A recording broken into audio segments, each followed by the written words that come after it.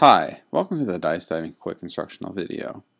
What we're going to do is play through a dive event together so you can see how the game plays. Since I've already completed this first event, I'm going to swipe over to a new set of challenges. And here I'm going to tap on the event belly flop. In dice diving, the goal is to complete this dive list with a high enough score to earn your bronze, silver, or gold medal. In addition to the medals, you can also compete for the world records up here, which are submitted from dive champions from around the globe. So once you review your dive list and you know what you're trying to go for, tap play to begin. In dice diving, we will roll 5 dice to try to form the best poker hands possible. Now, similar to draw poker, we can tap on the dice we want to keep, and we can re-roll the other dice to try to form better hands. Now, every dive is kind of made up of 2 parts.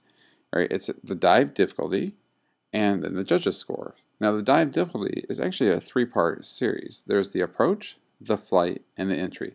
And together, these 3 will form your total difficulty score. In this case, the approach is a set of 1s, so 3 1s, and it would be worth 0.5. The flight is an exact poker hand. In this case, it's a 3 of a kind, and it would be worth 0.8. And the entry would be the sum of 16 or greater, and it would be also worth 0.5. And so those 3 together form your total difficulty. So we have a total difficulty of 1.8 that we could ultimately achieve. Now, in addition to that, we're also playing for the judges' scores. Now, the judges, there's 5 of them, as you see here, but the good news is only the top 3 scores are going to count. So you'll be able to throw out the 2 lowest and not worry about them hurting your hand. So let's review what we have right now. I have 3 1s and a pair of 5s, so that's a full house. But my 3 1s are good enough to qualify for the approach. So we see the 3 1s here. I could tap on that, and I'd get the 0.5 bonus. My 3 1s are also good enough to qualify for the flight. So if I tapped on that, I get a 0.8 bonus. However, if you add all 5 together, that's a total of 13. That's not good enough for the sum of 16, and that's why we see the red X here. So if I tap on that, I can. What will happen, though, is I will not get that 0.5 bonus.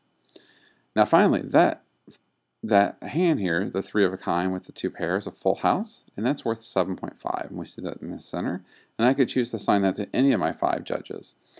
So it's up to me on what I want to do. I think since I've completed the hardest part of my dive, I'm going to go ahead and tap on him. Once I do that, you're going to see that that square has turned black and is now locked, and so you can't change that for the rest of the game. Also, you'll notice up here on my scoreboard, the 0.8 score has now been assigned in my flight, and you'll see the scoreboard will update constantly as you complete more challenges during the dive event. So we'll go ahead and roll again. And now it's just a matter of continuing out playing. So I've got a pair of 6s, a pair of 3s. I'll keep rolling, see if I can't get a better hand. And there, I got a full house again. So now I have a 7.6. I have the sum of 16. You'll notice I don't have my 3 1s, so the approach is not lit up. So I'm going to go ahead and assign this score to judge number 4. When I did that, again, we see our scoreboard is being updated as we play. So I think if you just dive right on in, give it a couple of rounds, I think you'll catch on quickly. And I hope you enjoy the game. Thanks.